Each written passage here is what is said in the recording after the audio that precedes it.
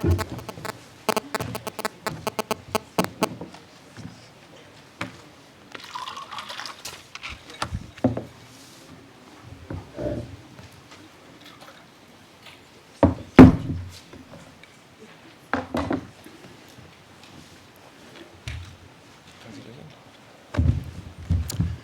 afternoon, ladies and gentlemen.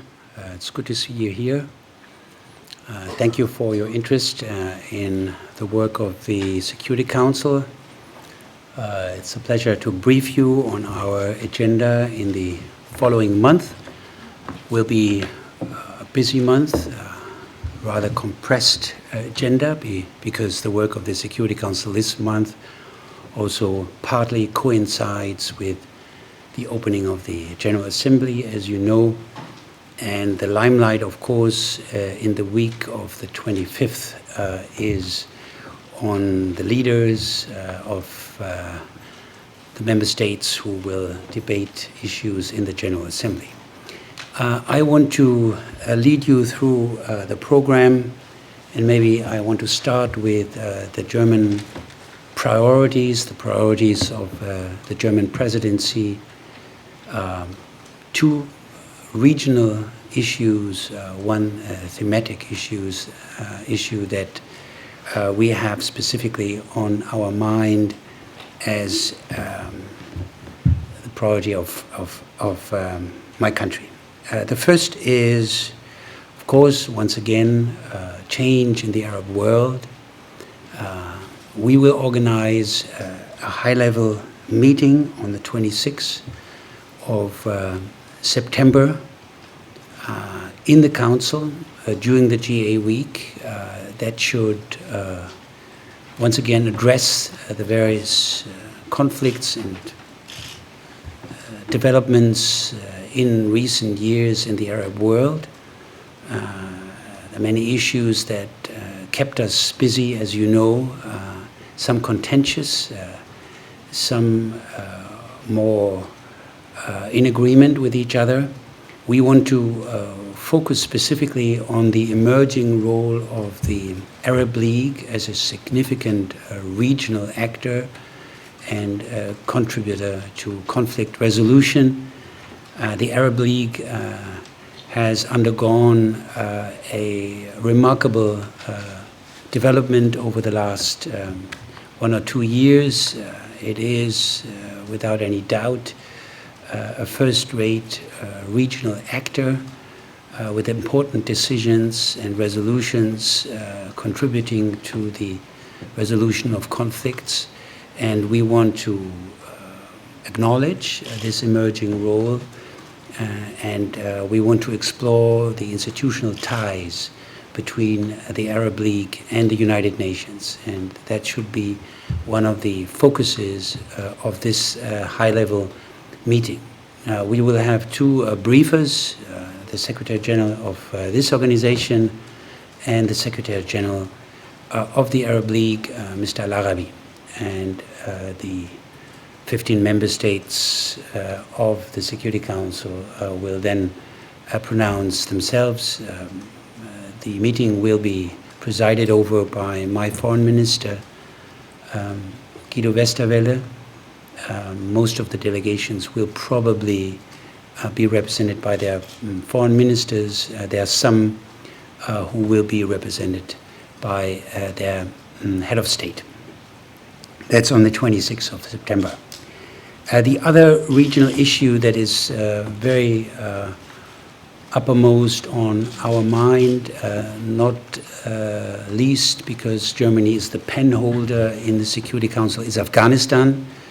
And we once again address the challenges of the transition process in Afghanistan and the challenges of the UN mission UNAMA there on the 20th of this month. You know that Afghanistan has been entering what we call the decade of transformation.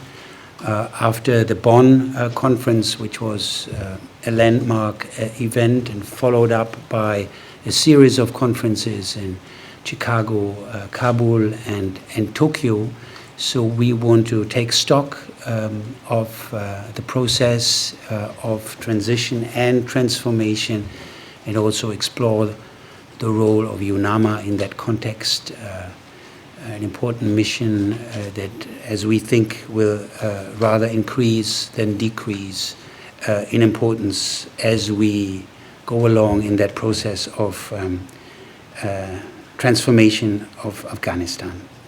We have one thematic issue that is very close to our hearts, and that's the issue of children in armed conflict.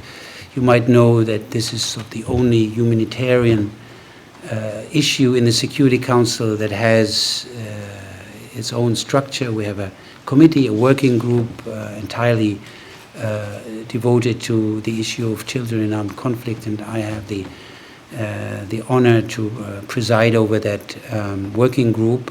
We have last year, when we held the presidency in July, we have taken the agenda, the protection agenda, forward with a new resolution enhancing the field of the UN and enlarging the so-called list of naming and shaming.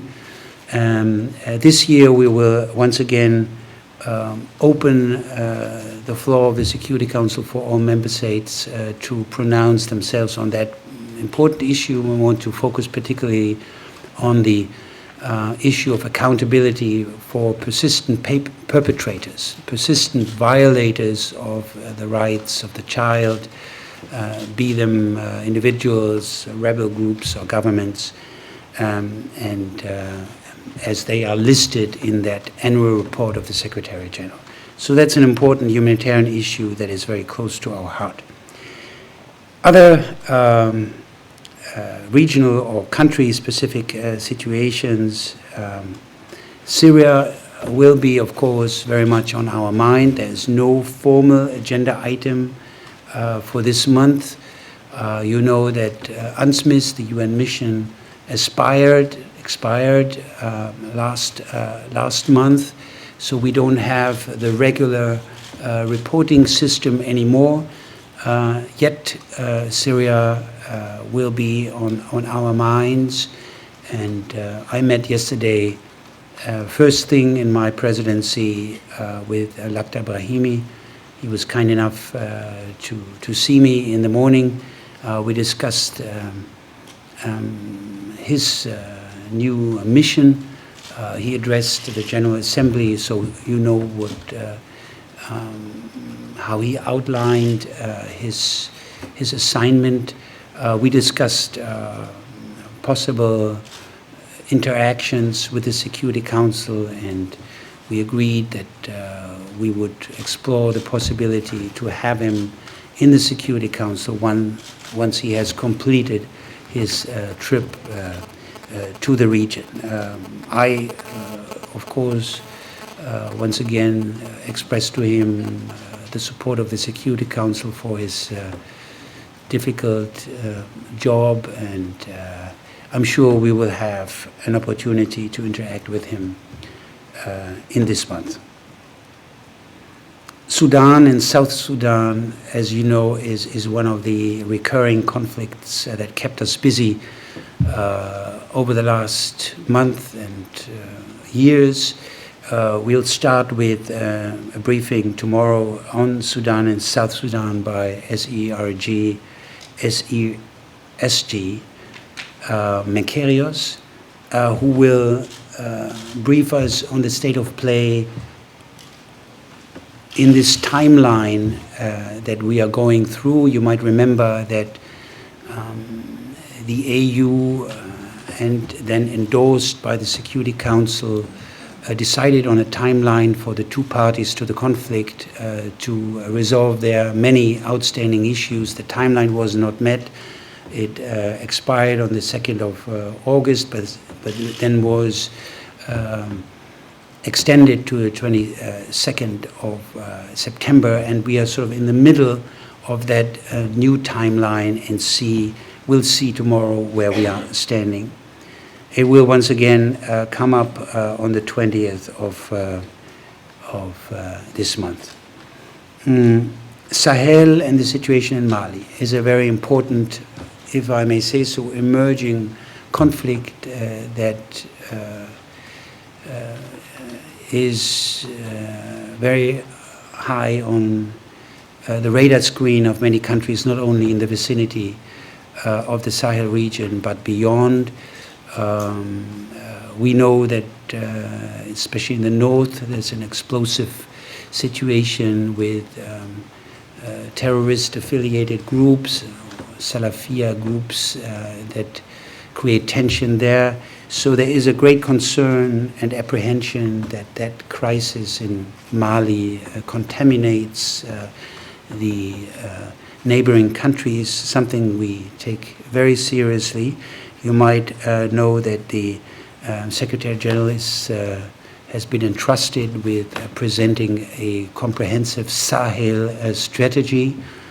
And on the 17th of this month, we will hear from the Secretariat where we are standing in the preparation and eventually outline and implementation of that strategy. That leads up to an event, a summit, a Sahel summit, not of the Security Council, but at the margins of the General Assembly in that GA week. I think it's around the 26th of September. Important issue, and we have it on our radar screen in the Security Council. Everybody agrees that there is a need for comprehensive action, including the regional organizations, ECOWAS, and the AU, and of course the neighboring countries. We will follow up on events in Libya, Yemen, Guinea-Bissau, all conflicts that have kept us busy over the last month.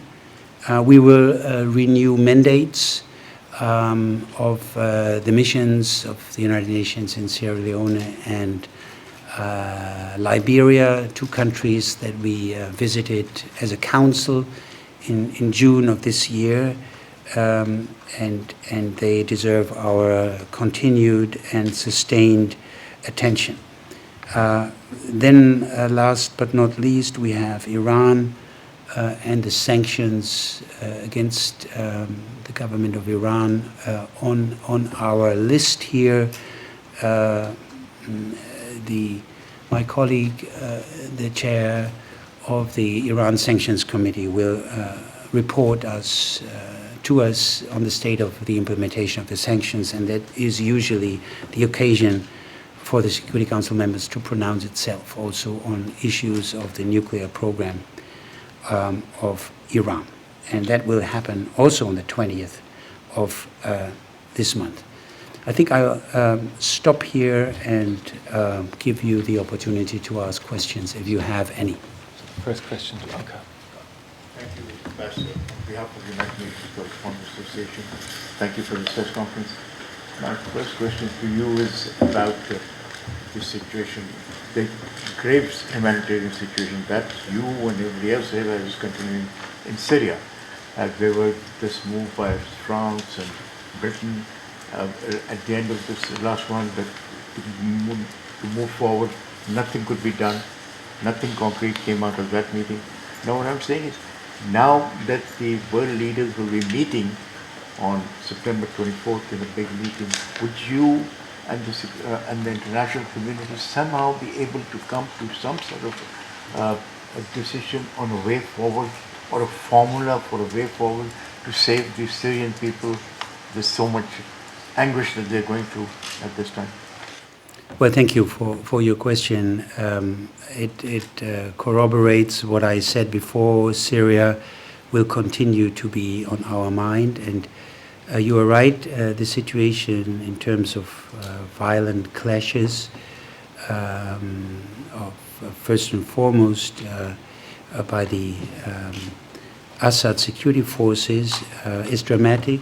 The refugee crisis is dramatic, as we heard last week in the Security Council. No, the situation couldn't be more concerning and dramatic. Yet, you rightly said, The Security Council is divided over many issues. We know where the fault lines are. We deplore this. I think all council members are not happy about the lack of unity in the council. It is certainly to the detriment of this body and the United Nations in general that we could not come to an agreement, but it doesn't make sense to gloss over it. Now, many hopes are now pinned to the new special representative. He has been very mindful of not raising expectations that he cannot fulfill, and I think I share this concern that he might be overburdened with expectations for a sudden change. There is unity in the Council on lending support for Lakhdar Brahimi, but he is, and I think that we have to understand, as dramatic as the situation on the ground is, he is in an exploration phase where his leverage is, where he can find an opening, and we should give him that time. Once again, I would be the last not to deplore the inaction of the Council. You might know that there were 3 resolutions on the table. We helped to draft them, and we co-sponsored them, and some members of the Council vetoed them, and that we deplore. But we have to find common ground in the future, and I think that is very much on the mind of the Council members. So my other question in this was, can the world leaders who are coming here to somehow get together on this and move forward? Can that be done? Or is it just that Security Council has to come up with some formula? World leaders will surely discuss this intensely during their bilaterals here, and I'm sure also in our high-level meeting that we organize on the 26th in the Security Council, there will be council members who speak out on Syria. We don't want it to be a very acrimonious or contentious meeting, and we don't expect it to be, but of course many members will feel that they cannot address the Council on issues of the Middle East without being very clear on Syria. As I said, we would support any concerted action in the Council if it would be meaningful, and I agree with you, the price of our lacking unity has to be paid by the Syrian people, and that's most deplorable. Edie, followed by Marcel. Mr. Ambassador, obviously Syria is going to be a backdrop to the General Assembly. I wonder what else you saw, what other big issues, big themes do you see for the upcoming general debate? The President of the Secretary General, the President of the General Assembly, I think gave some lead questions to members addressing the General Assembly. Now, the new one,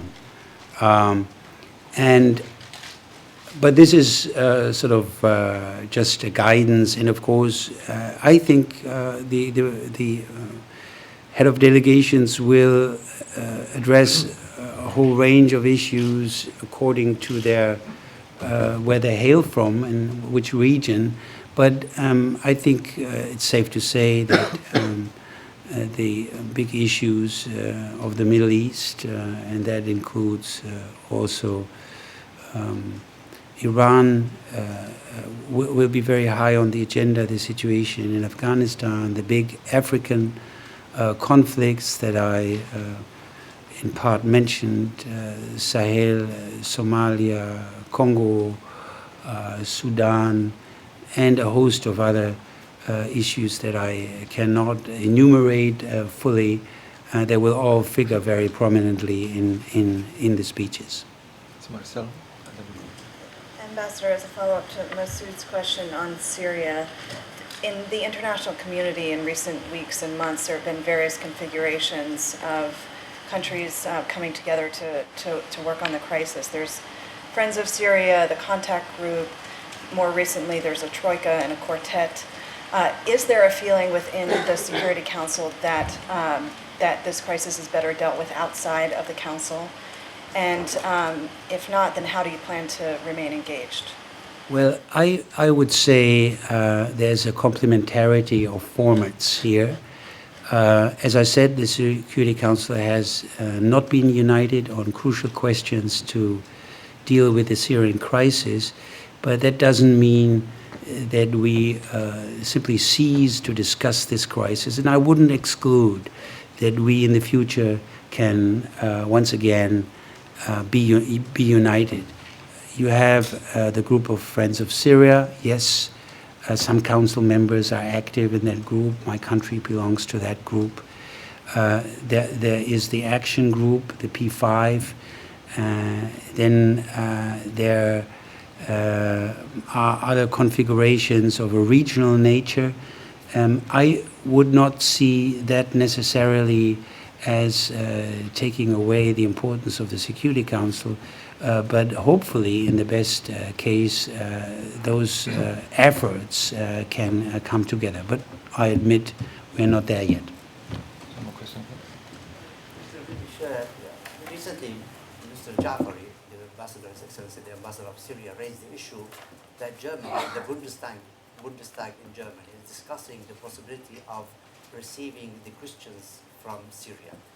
Receiving, sorry? The Christians who may immigrate from Syria, the risks of genocide against them, especially after the infestation of terrorists in the region, mainly in the north of Syria. The possibility of genocide and ethnic cleansing is there, and it's talked about. Do you believe that the Security Council or the Secretariat should prepare a report on the risk of such eventualities happening in Syria, and how serious such a threat is?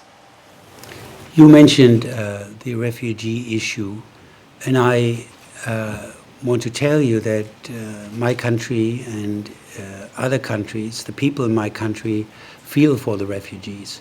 It's a big humanitarian crisis.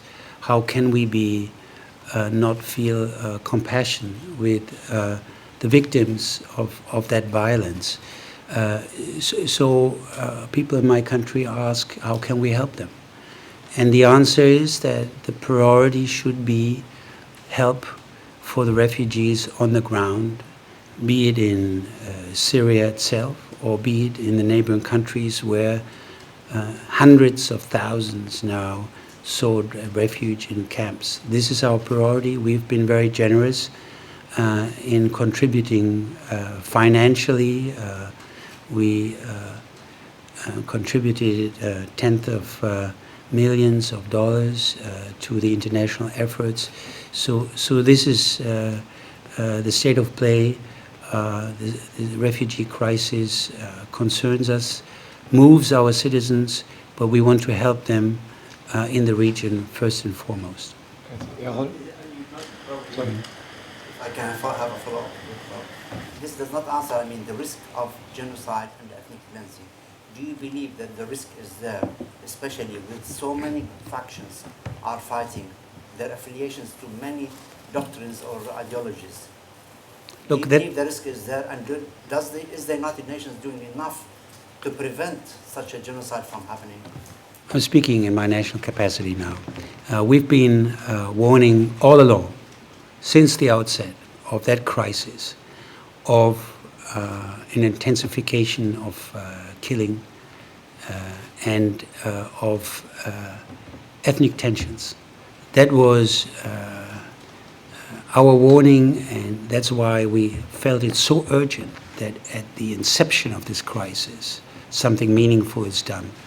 I think the responsibility for this escalation of violence, including the ethnic dimension, now lies squarely with President Assad and his security forces, and I think he will have to be accountable one day for that failure to stop the killing and initiate a meaningful process of transition.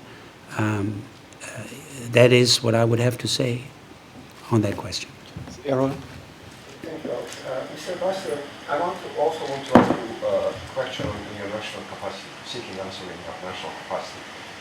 Since you're now approaching to the end of your 2 years mandate in the Security Council, what would be the biggest achievement that you can describe within this 2-year work? And are you somehow frustrated since, according to many, you was part of the very constructive solutions and talks and engagement of the Security Council, that yet again you have to leave since there are not reforms on the Security Council? Look, I'm not frustrated. Quite the contrary. I'm full of energy to lead the Council through a successful, productive presidency in the month of September. This is not the time to draw a balance. It will come later. Yes. As you said, for time later. Thank you, sir. Since you spoke about humanitarian and sanctions on Iran, I want to put them together and ask you a question about the daily life in Iran for average Joe. Is getting harder and harder, and from the prices to medicine and things like that. And yet, Iranian government is not coming to the table and listen to whatever the West is asking for.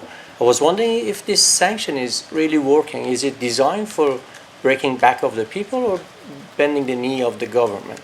Or since you guys gonna relook at the situation, is this gonna be, are you trying to mend this or changing it? The Security Council adopted 4 resolutions with imposing sanctions on the Iranian government or affiliated institutions. The European Union imposed additional sanctions. Those are targeted sanctions, very targeted sanctions of individuals and personnel. They are not supposed to hit the average Iranian, and so far I think the various bodies have managed to avoid hitting the Iranian population. Those are sanctions as far as the Security Council is concerned, mostly with relevance for the proliferation, and then we took great care of to limit to that. So my answer is the sanctions that the Security Council, mostly in great unanimity, decided upon are targeted sanctions to signal to the Iranian government to heed the cause and the legal obligations of the Security Council. And they are not hitting the population. Matthew? Sure. Mr. President, you mentioned Mali, and now it's reported today, or France has announced that the interim leader of Mali has asked ECOWAS to actually send some kind of a force. So, as the President of the Council, how does this work? What's the next step? Is it that ECOWAS comes to you, or the African Union? And also, I wanted to ask you something about Somalia very quickly. There's been shelling in recent days it's said by the Kenyan Navy of Kismayu. I know that's an AMISOM attempt to drive Al-Shabaab out. But I wonder if, as a council member, do you feel that you've authorized this? Has the council authorized the Kenyan Navy to be shelling a city? That's the question. On Mali, you might remember that the Council in August discussed the plans of ECOWAS in a preliminary way to send out a couple of thousand military personnel to Mali. There was a frank discussion. There were remaining question marks on the size, feasibility, and on the consent of the Malian authorities, including the military. Now we are reading that information that you just cited. I think it's now also for the African actors to follow up on this. We don't know yet whether the Malian consent has been officially communicated. to the ECOWAS authorities. I think that has to be taken forward now by the actors immediately concerned, and then it will give us an occasion on the 17th to take it up, maybe in a slightly moderated form, modified form, in the light of the news that you just have been quoting. Now, on Somalia, we've been hearing Augustin Mahiga last month on the situation in Somalia. It was a rather upbeat briefing with a couple of good news among rather dire facts on the ground. And one piece of good news was that AMISOM has made some headway in reconquering territory and also stemming back the influence of Al-Shabaab. It's now too early for me to comment on those recent skirmishes. I would reserve my judgment on that.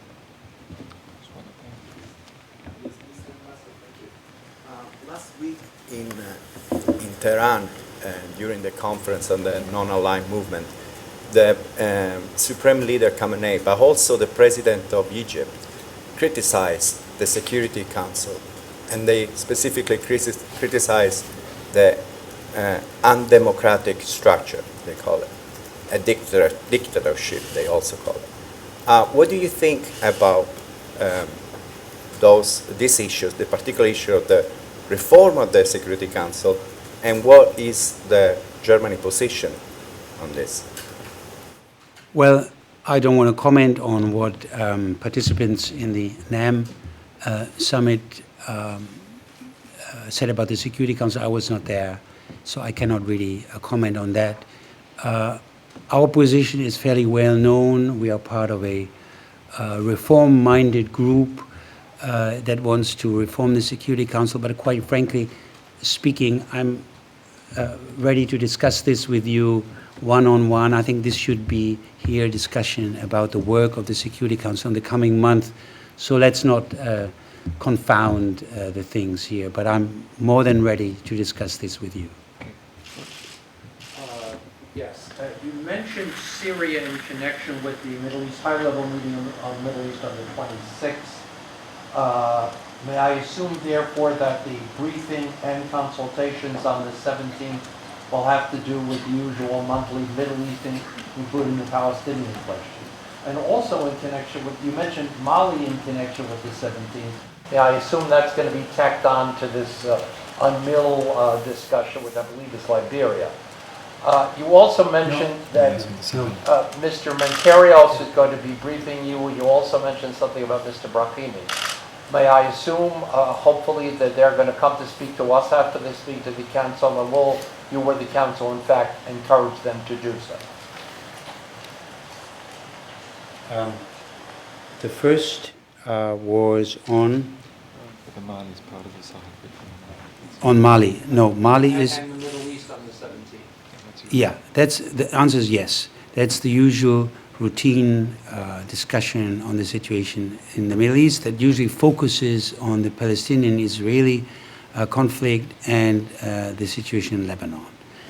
Second question, Mali is part and parcel of the Sahel discussion.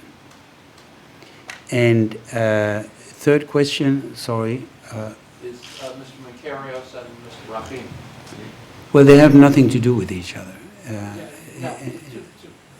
Separate questions, but they're both going to be, you mentioned Mr. Mankarios will be briefing you, and you said something also about Mr. Brahimi. I think you were going to be with them at some other date.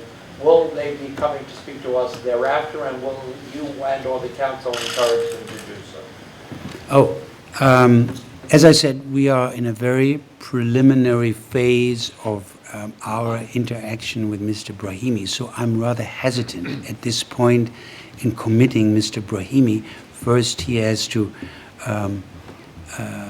start his work of exploring opportunities, and then we see whether we find a suitable date to hear him in the council, and then we take it from there what Mr. Brahimi thinks fit and what we as a council decide. But I'm sure the council is a very transparent council and very little remains secret from you, so you will be probably comprehensively briefed afterwards. Question over here, followed by you, and then we go there. You may or may not be able to answer this question. My understanding is that Mr. Brahimi is an extraordinarily brilliant man who's had great success in almost impossible situations. Are you optimistic that he will be able to achieve a breakthrough in this deadlocked situation? I agree with you that Mr. Brahimi brings with him an enormous wealth of experience outside and inside this organization. He has a lot of credentials also concerning the region. Mind you that he was one of the decisive architects of the Taif agreement that ended the Lebanese civil war. He has been serving in the conflict resolution of the most intractable issues that this organization has to offer. So he is really a heavyweight. And I think we all have full trust in him. There's two more questions. One here. His assessment of the situation, the conflict in Syria, was that it wasn't an existential battle between Sunni and Shia, and that he was confident that Syrians would put their national identity first. And I'm just wondering, do you, in your national capacity, or do other Security Council members have that same assessment of the conflict, or do you think that Mr. Brahimi has that wrong? Look, what we try to tackle is to facilitate a decrease of violence, and then try to find the entry point of a meaningful, inclusive transition towards a more democratic and pluralistic society. That is our angle and has been our angle in the past. As I said, we are not being very operational right now in the Security Council, but that is our mind set to achieve that eventually. And hopefully Mr. Brahimi can contribute to achieving that end. So the last question goes to... When do you think the military intervention in Syria should be a necessary procedure, even outside of Security Council? I have not heard anybody in the Security Council advocating military intervention. Let me say this very clearly to all speculations. We have had a Security Council meeting, as you know, an open briefing last week. In the Council, very few countries speaking about militarization. Quite the contrary, most people are afraid of militarizing the conflict any further, and my own country is always advocating a political solution and warns of a further militarization of the conflict. So that is not the issue of your question, is not an issue in the Council. Can I follow up on that? Yes, Mr. Ambassador, since you just have said that, then how do you understand the appeal of the Turkish Foreign Minister, Mr. Davutoglu, who actually concretely requested or asked for the creation of the non-fly zone? And how would you also put the Turkish government, I mean, how would you put that in the context of those critics that are saying that only the intervention could actually stop the mass killings in Syria? Turkey is bearing the brunt of the refugee crisis. Turkey is looking for ways and means in a remarkable way to help the Syrians who have taken refuge on Turkish territory. I think Turkey deserves our gratitude and our support for the way they handle this crisis. There's a discussion in Turkey how to protect Syrians against the violence and against attacks from its own government. And the discussion has found partly an echo in the intervention of the Turkish foreign minister, but I would have nothing to add to his intervention. I think it was clear and speaks for itself. Thank you. Concludes our press conference.